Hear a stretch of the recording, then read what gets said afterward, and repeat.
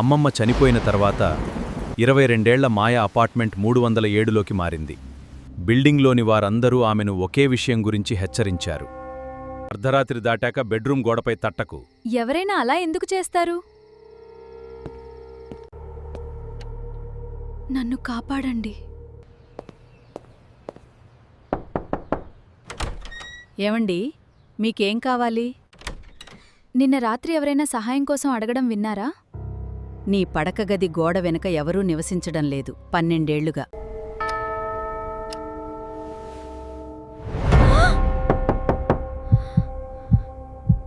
ఎవరైనా ఉన్నారా? దయచేసి తిరిగి కొట్టండి. అదేంటి ఆ శబ్దం? ఎవరైనా ఉన్నారా?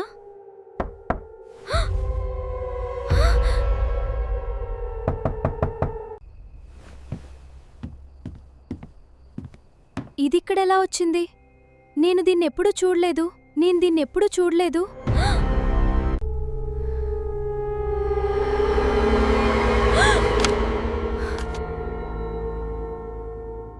మాయ వెనుక ఎవరున్నారు మరియు ఆమె కథ ఏమిటి?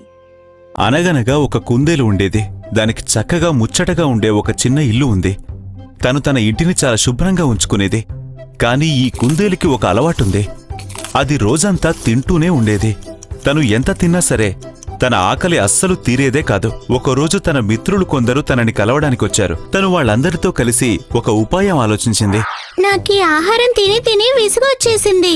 నేను ఇంకేదైనా తినాలనుకుంటున్నాను. పదండి, మనం దగ్గరలోనే పొలంకి వెళ్దాం. అక్కడ ఖచ్చితంగా తినడానికి ఏమైనా దొరకొచ్చు. నాకు కూడా అనిపిస్తుంది మంచిగా ఏమైనా తినాలి అని. అయితే పదండి, వెళ్ళి చూద్దాం పొలంలో ఏముంటాయో. అలా ఆ కుందేళ్లన్నీ కలిసి అక్కడ్నుంచి పొలం వైపు బయలుదేరాయి. వాళ్ళక్కడికి చేరుకోగానే వాళ్లకక్కడ పొలంలో బఠానీలు, జొన్నలు ఇంకా చాలా కూరగాయలు కనిపించాయి. పదండి మిత్రులారా, మీకు కావలసినంత తినండి, కానీ కొంచెం త్వరగా కానివ్వండి, లేకపోతే పొలం యజమాని వచ్చేస్తాడు. మనం ఇక్కడ నుంచి పారిపోయి తీరాలి. అయ్యో వద్దు, ఇలా చెయ్యొద్దు. మనం గనక పట్టుబడితే అతను బాగా కొడతాడు. అరే నువ్వు నోరు మీ పిరికిదానా, ఇలాంటి అవకాశం మళ్ళీ మళ్ళీ దొరకదు. ఇంత తాజాగా ఉన్న కూరగాయలు ఎక్కడుంటాయి? పద తిందాం. అవునవును, పదా.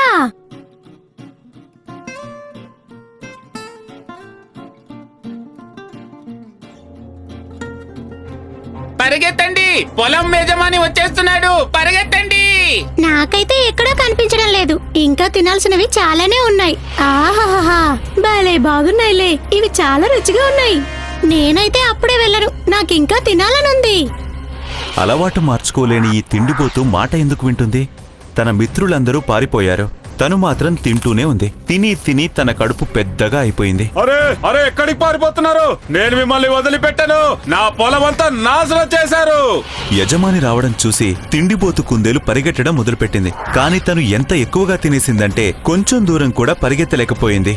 అది వేగంగా పరిగెత్తడానికి ప్రయత్నించింది. కాని యజమాని కూడా తనని కొట్టడానికి తన వెనకాలే పరిగెత్తుకుంటూ వస్తున్నాడు. అరే, యజమాని వచ్చేసాడు. ఇప్పుడు నేను ఏం చేయను? ఈ రోజు అతను నన్ను వదిలిపెట్టడు. పరిగెత్తు తిండిపోతూ త్వరగా పరిగెత్తు. పొలం నుంచి పారిపోతుంటే దారిలో ముళ్ల పొదలు చాలా ఉన్నాయి. మిగిలిన కుందేళ్లన్నీ వాటి మీద నుంచి దూకి పారిపోయాయి. కాని తిండిబోతుకి దూకడం చాలా కష్టమైంది. తను ఎలాగోలాగా దూకడానికి ప్రయత్నించింది. కాని తన కాళ్లకి ముళ్ళు గుచ్చుకున్నాయి. తను కుంటుకుంటూ పరిగెత్తడం మొదలుపెట్టింది. పొలం యజమాని అయితే ముళ్ల పొదలు దాటలేకపోయాడు. కాని అక్కడే దగ్గర్లో ఒక నక్క కుందేలు పరిగెత్తడం చూసింది. త్వరగా రా తిండిపోతూ, నక్క నీ వెనకాలే వస్తుంది. త్వరగా రా తిండిపోతూ పరిగెత్తు, వేగంగా పరిగెత్తు, ఇంకా వేగంగా. తిండిపోతు కుందేలు పరిగెత్తుకుంటూ ఇంటికైతే చేరుకుంది. కాని తన కడుపు ఎంత పెద్దగా ఉందంటే తను లోపలికి కూడా వెళ్ళలేకపోయింది. నన్ను లోపలికి లాగండి, నన్ను లాగండి మిత్రులారా, నన్ను కాపాడండి. తన మిత్రులందరూ తనని లాగుతున్నారు. కాని ఈలోగా నక్క కూడా అక్కడికి వచ్చేసింది. కుందేలు తోక పట్టుకుని తనని లాగడం మొదలుపెట్టింది. అటూ ఇటూ లాగడంలో కుందేలు తోక తెగిపోయింది. నక్క ఆ తోకతో చాలా దూరంగా పడిపోయింది. తిండిపోతు మిత్రులు తనని లోపలికి లాగేశారు. అందరూ తెగిన తన తోకను చూసి చాలా బాధపడ్డారు. పాపం తిండిపోతూ తనకు ఉన్న అలవాటు కారణంగా తన తోకని పోగొట్టుకున్నాడు. ఈ కథ నుంచి మనకు తెలిసిన నీతి ఏమిటి? అవసరాన్ని మించి తినడం కూడా మనకి ప్రమాదకరంగా మారవచ్చు. అయ్యయ్యో, నాకు స్కూల్కి లేట్ అవుతుంది.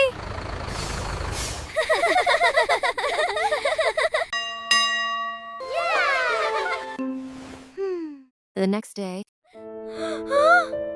అయ్యో నా రంగు ఎడవా క్యాపల్ నీకు మేమున్నాంగా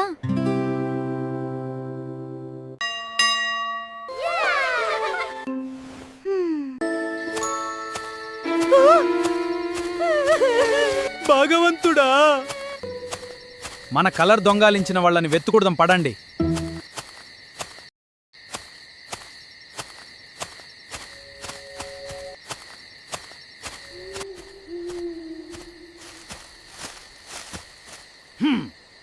అదిగోరా మన కలర్ దొంగ. మనం కలర్ఫుల్గా ఉంచేది ఏ చెట్టే, మనం దీన్ని కాపాడాలి.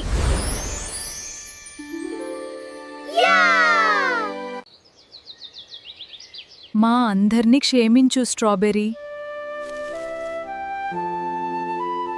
దట్టమైన ఆకుపచ్చని అడవిలో మైలో అనే ఒక ఉత్సాహకరమైన మైలో అనే కోతి తన ప్రయాణాన్ని మొదలుపెట్టింది.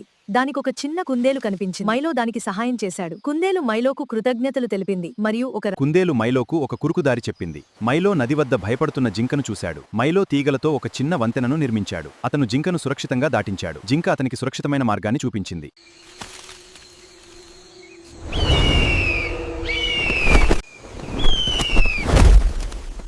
నన్ను ఆ బంగారు మామిడి పండును ఎందుకు తీసుకోనివ్వాలి? part 2 will be coming soon.